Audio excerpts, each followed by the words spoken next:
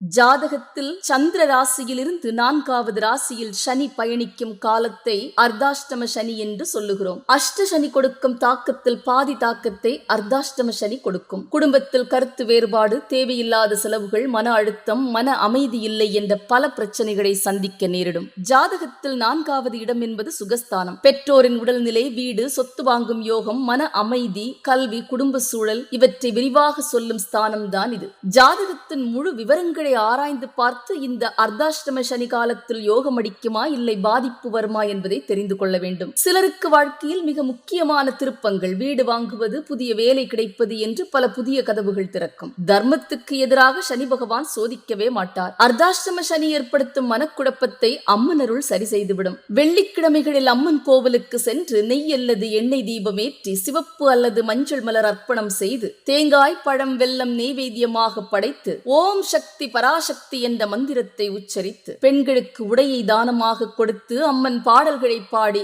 ஆராதனை செய்து பாருங்கள். மனிதனின் கர்ம வினைகளை சோதித்து அதற்கு ஏற்றாற்போல் தண்டனையை சனி பகவான் கொடுத்து அவர்களை திருத்தும் காலம்தான் அர்த்தாஷ்டம சனி காலம். பராசக்தியை வழிபட அத்தனை சோதனைகளும் உனக்கு சாதகமாக மாறிவிடும் என்பதுதான் நம்பிக்கை. நன்றி.